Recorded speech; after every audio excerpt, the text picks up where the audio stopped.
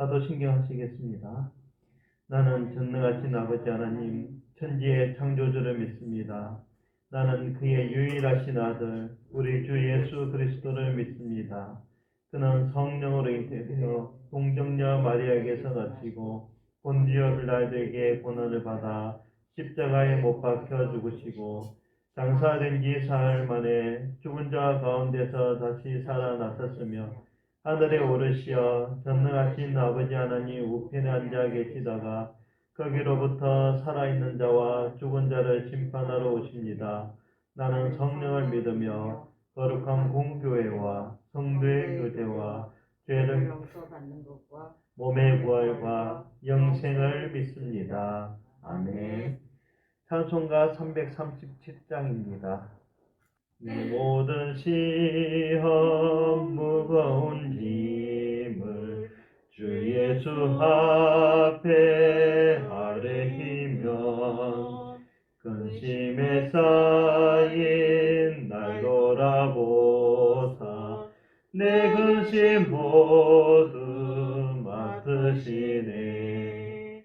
무거운 짐을 나 홀로 지고 견디다 못해 쓰러질 때 불쌍히 여겨 구원해 주리.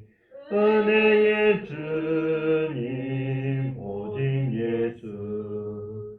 내 모든 괴로움 닥치는 환난 주 예수 앞에 아뢰이면 주께서 친히 날 구해 주사 넓으신 사랑 베푸시네. 무거운 짐을 나 홀로 지고 견디다 못해 쓰러질 때 불쌍히 여겨 구원해 주리. 은혜의 주님 오직 예수. 내 짐이 점점 무거워질 때 주 예수 앞에 아뢰이면 주께서 친히 날 구해 주사 나 대신 짐을 져주시네. 무거운 짐을 나 홀로 지고 견디다 못해 쓰러질 때 불쌍히 여겨 구원해 주리. 은혜의 주님 오직 예수. 마음의 시험 무거운 죄를 주 예수 앞에 아뢰이면 예수는 나의 능력이 되사 세상을 이길 힘주시니.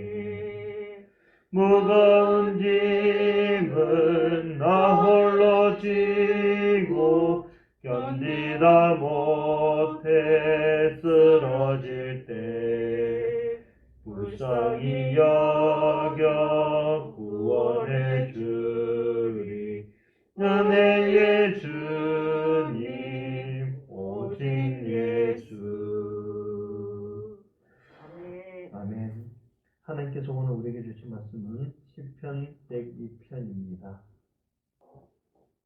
여호와여 내 기도를 들으시고 나의 부르짖음을 주께 상달하게 하소서.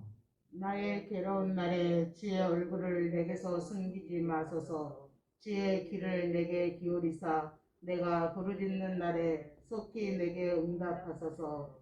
내 날이 연기같이 소멸하며 내 뼈가 쑥같이 탔음이니이다. 내가 음식 먹기도 잊었으므로 내 마음이 풀같이 시들고 말라버렸사오며 나의 탄식 소리로 말미암아 나의 살이 뼈에 붙었나이다. 나는 강야에 올빼미 같고 황폐한 곳에 부엉이 같이 되었사오며 내가 밤을 새우니 지붕 위에 외로운 참새 같은 이이다. 내 원수들이 종일 나를 비방하며 내게 대항하여 미칠 듯이 날뛰는 자들이 나를 가리켜 맹세하나이다. 나는 죄를 양식같이 먹으며 나는 눈물 섞인 물을 마셨나이다. 지의 분노와 진노로 말미암음이라. 주께서 나를 들어서 던지셨나이다. 내 날이 기울어지는 그림자 같고 내가 풀에 시들어짐 같은 이이다. 여호와여, 주는 영원히 계시고 지에 대한 기업은 대대에 이르리이다.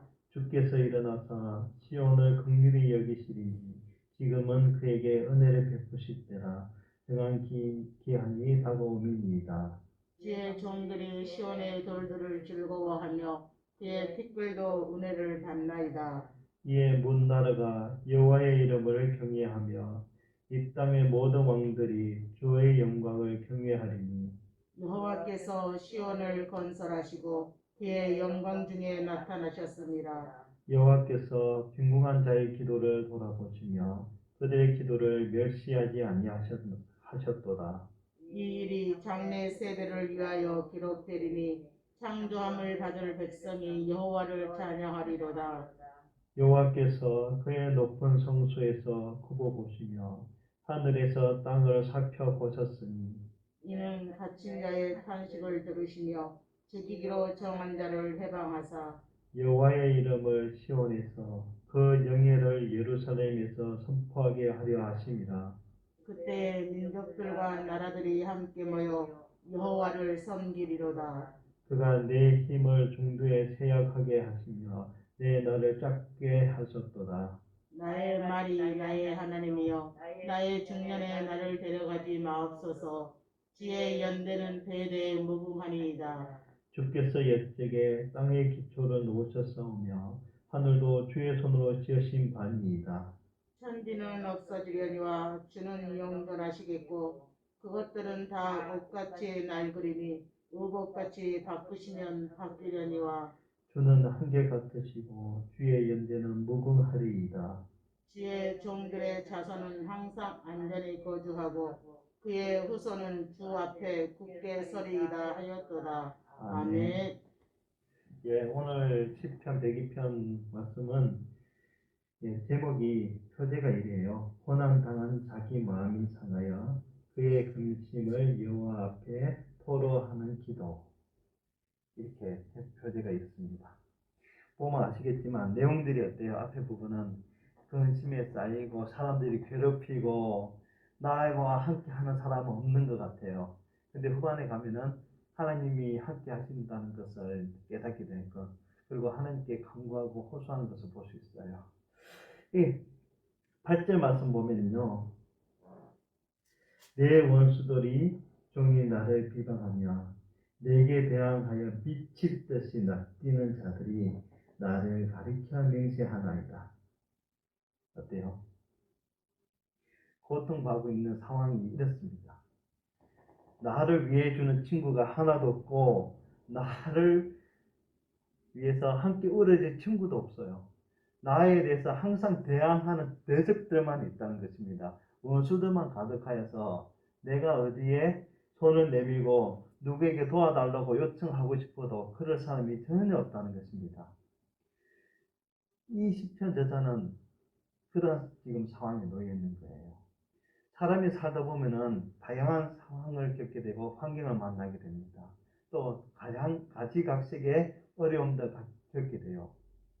그런데 우리가 살아가고 있는 동안에 내 삶에서, 우리의 삶에서 붙잡을 것이 아무것도 없다면 하나님 믿지 않는 사람들이면 어떻게 할까요?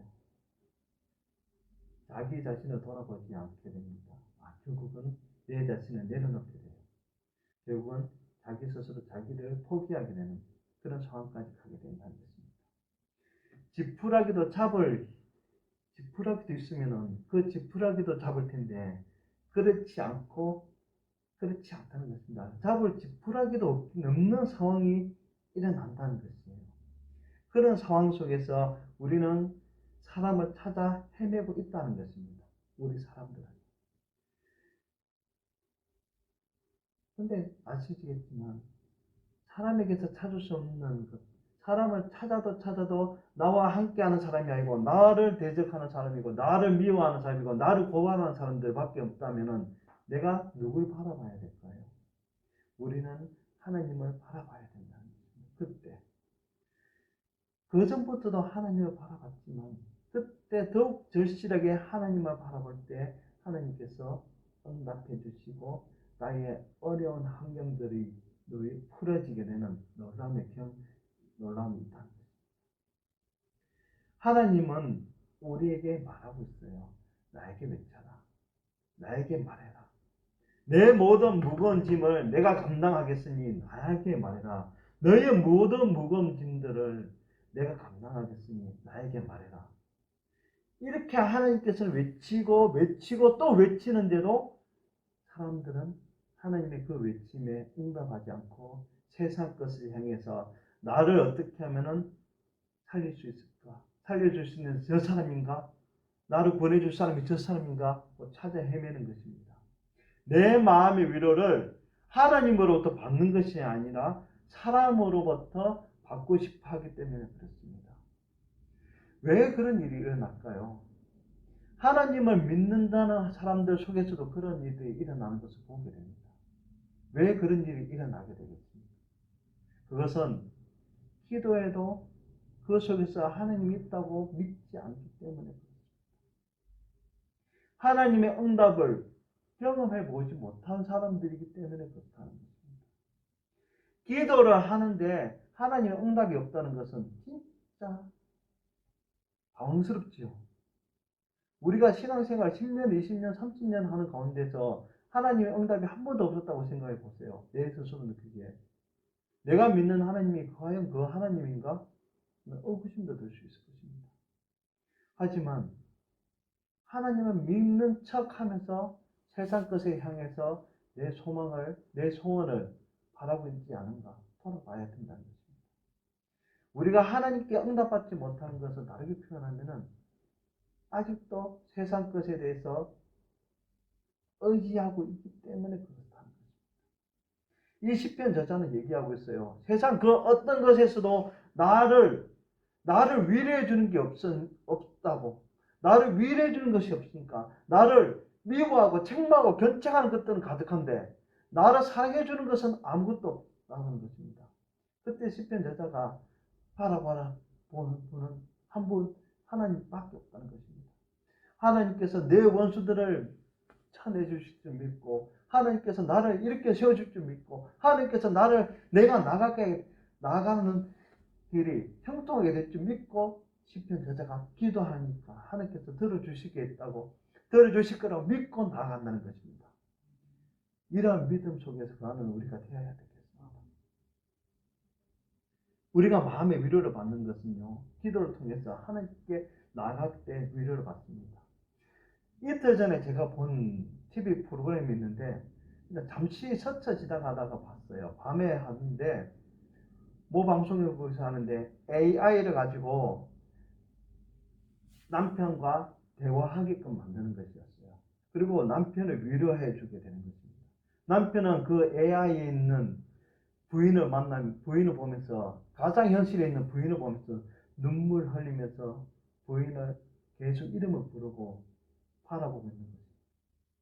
위로를 얻는다는 것입니다. 저 그거 보면서 깜짝 놀랐어요. 우리가 해야 할 일, 하나님이 해야 할 일이 다시 세상 기계에 뺏기는 게 아닌가. 위기가 저는 닥쳐왔어요. 그 순간. 그리고 그 순간 또 하나님께서 저걸 만드신 이유도 있을 것이다 하고 생각해 보게 됩니다. 우리가 살아가는 가운데 하나님을 바라보는 것이 아니고 내 자신이 내 스스로 해결하고 싶어서 썩은 동아줄이라도 잡고 싶은 심정으로서 나아가고 있다면 그런 자신을 돌아보지 마시고 하나님만 바라보고 나아가는 우리가 되어야 될 것입니다. 세상이 주는 것은요, 달콤한 것 같지만 썩은 동아줄인 것입니다. 잠깐은 이롭지만 그 잠깐 이로움이 평생 가지는 않습니다. 하지만 하나님의 주시는 위로와 사랑은 처음부터 끝까지 평생 가는 것이 하나님의 위로와 사랑이라는 것입니다. 세상에서 난 상처는 우리가 병원에 가면 어때요? 치료하면은 치료는 할 수 있지요. 상처 자국이 남습니까? 안 남습니까? 그러면 우리 마음에 남아있는 상처, 이웃 사람과 누군가를 통해서 난 상처의 그 상처 치유가 됐다고 생각해 보세요. 그 마음의 치유가 완전히 상처 없이 깨끗하게 됐을까요? 온전하게 깨끗하게 상처가 나았을까요? 우리 몸에서 수술 자국이 남아있잖아요. 마음도 마찬가지입니다. 그런 수술 자국이 남아있다는 것입니다. 상처 자국이 남아있다는 것입니다. 하지만 하나님 믿고 하나님께서 위로를 받고 하나님께서 깨끗하게 해주신다면 그 마음의 작은 상처도 싹 사라지게 될 것입니다. 그런 속에 거하시는 우리가 되어야 된다는 것입니다. 내 모든 무거운 짐을 다 내려놓고 주님께 맡기고 홀가분한 마음으로 살아가는 우리가 되어야 된다는 것입니다. 뭐가 걱정, 근심이 그렇게 많은지 살아가고 있는 동안에 우리는 너무나 걱정, 근심 속에 쌓입니다. 그것이 스트레스가 돼가지고 너무나 많은 병들이 오게 된다는 것이에요. 그런 스트레스를 받지 마시고 사시는 여러분이 되시라는 것입니다. 하나님께 다 맡기면 되는데 맡겼어요. 그러면 돌아보지 말아야 되는데 또 걱정해서 돌아봅니다. 그게 우리의 삶이에요. 근데 이게 뭘까요? 전적으로 하나님을 믿는다고 의지한다고 하면서 믿지 않기 때문에 돌아보는 것이에요. 믿었으면 어떻게 해야 될까요? 하나님께서 해주실 거라 믿고 기다리고 참고 인내하면 되는 것입니다. 그러면 하나님께서 해결해 주시는데 그렇지 않고 안 도와주시는가? 왜 기다려도 응답? 또 딴 데 가서 한번 알아보자. 이런 삶을 살면은 온전히 하나님께 의지하는 것이 아닙니다. 하나님께서 도와주시려 하다가도 쟤 왜 가? 이렇게 된다는 것이에요. 도와줄 준비 다 하고 기다리고 계시는데 왔다가 하나님 안 보이시는 것 같아 그냥 가버리는 것. 그게 우리 삶이에요. 그런 우리의 삶을 내려놓고 이 시간 이후를 내려놓고 하나님 제가 이런 일들로 인해서 마음이 아프고 상처받고 괴로웠습니다.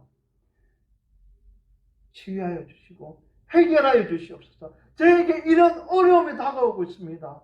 이런 어려움이 닥쳐왔습니다. 이것 보세요. 아버지 하나님, 나에게 이런 어려움이 찾아오는 것 더 이상 오지 않게 해주시고 저의 길을 형통하게 열어주시옵소서. 이때 하나님께서는 그 길을 형통하게 열어주실 것입니다. 믿고 의지하는 삶, 그러한 삶을 살아야 된다는 것입니다. 야베스의 기도 여러분 너무 잘 아시지요? 어떤 기도예요? 하나님께 소원하는 기도잖아요. 하나님 저 이러한 삶 살고 싶어요. 살게 해주세요. 소망했어요. 그리고 나서 야베스의 삶이 어때요? 그렇게 됐다는 거잖아요. 근데 이것을 놓고 보면 야베스 기도가 그래서 그렇게 된 걸까요? 야베스가 그렇게 기도하고 믿고 기다렸기 때문에 하나님께서 그 길을 열어주셨다는 것입니다. 만약에 야베스가 하나님께 그렇게 기도했어요. 그리고 안 기다리고 딴 사람한테 가서 구걸하고 딴 사람한테 가서 찾아가지고 나에게 그런 일을 나를 도와달라고 그렇게 해보다 생각해보세요. 하나님의 도움이 오다가도 멈추게 되는 그런 일들이 일어난다는 거죠. 우리는 그러한 삶을 사는 것이 아니라 야베스와 같이 하나님께 부탁하고 기도드렸으면 참고 인내하고 기다리면서 하나님께서 그 길을 열어주실 때까지 기다리시는 우리가 되어야 된다는 것입니다. 지금도 내 마음에 아픔이 있습니까? 뭔가 위로함이 필요하십니까? 내 자식이 잘 되는 것을 소망하십니까? 그러면은 주님께 믿고 맡기십시오. 주님께 믿고 기도하십시오. 그리고 그 기도에 대해서 돌아보지 마십시오. 믿고 의지하고 하나님께서 해주시던 믿고 나아가면은 우리는 분명히 응답받을 것입니다. 오늘 이 시편 저자도 마찬가지예요. 세상적으로는 어떤 것에서도 위로함을 받지 못하는 이 시편 저자가 하나님 이 땅에서 뒤늦게 깨닫고 하나님께 호소하고 외칠 때 하나님께서 그 길을 열어주시는, 그의 길을 형통하게 만들어주시는 이 놀라운 역사가 일어난다는 것입니다. 우리도 그런 삶을 사시는 여러분 모두가 되었으면 좋겠습니다. 17절 말씀에 이런 말씀이 있어요. 여호와께서 빈궁한 자의 기도를 돌아보시며 그들의 기도를 멸시하지 아니하셨도다. 19절에는요. 여호와께서 그의 높은 성수에서 굽어보시며 하늘에서 땅을 살펴보셨으니 하고 있다는 것입니다. 하나님은 우리의 기도를 찾고 계시다는 것입니다. 하나님은 우리의 기도가 우리가 뭘 하고 있는지, 우리가 하나님 온전히 믿고 매달리고 있는지 바라보고 계신다는 것입니다. 그리고 미천하고 나약한 나의 모습에서 하나님이 기도 응답해 주시지 않을 거다, 나의 기도 안 들어주실 거라고 생각하지 마세요. 17절 말씀에 분명히 얘기하고 있잖아요. 여호와께서 빈궁한 자의 기도를 돌아보시며 그들의 기도를 멸시하지 않으신다고.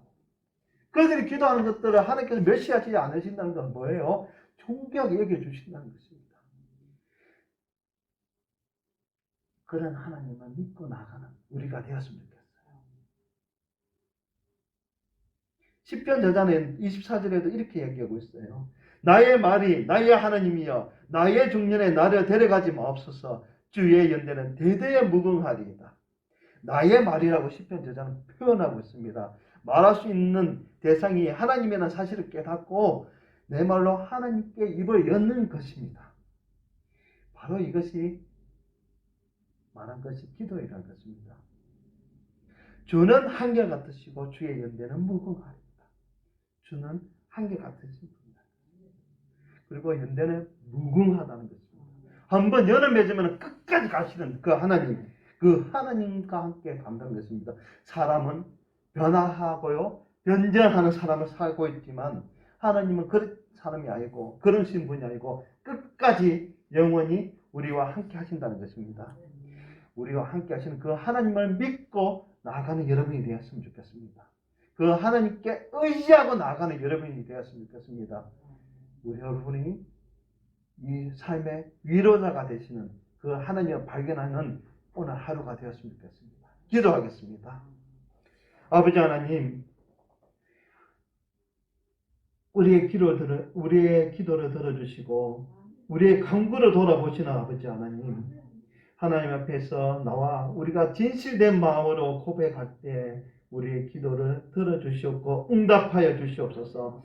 전심으로 주님께 의지할 때 하나님 우리에게 응답하여 주시옵소서. 사람은 너무나 연약합니다.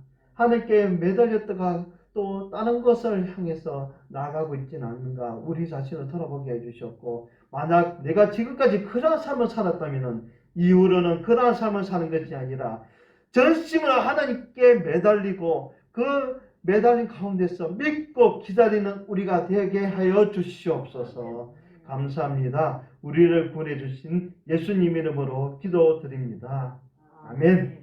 주기도만 하시겠습니다. 하늘에 계신 우리 아버지, 아버지의 이름을 거룩하게 하시며 아버지의 나라가 오게 하시며 아버지의 뜻이 하늘에서와 같이 땅에서도 이루어지게 하소서. 오늘 우리에게 일용할 양식을 주옵시고 우리가 우리에게 잘못한 사람을 용서해 준 것 같이 우리 죄를 용서하여 주시고 우리를 심에 빠지지 않게 하시고 악에서 구하소서. 나라와 권능과 영광이 영원히 아버지의 것입니다. 아멘.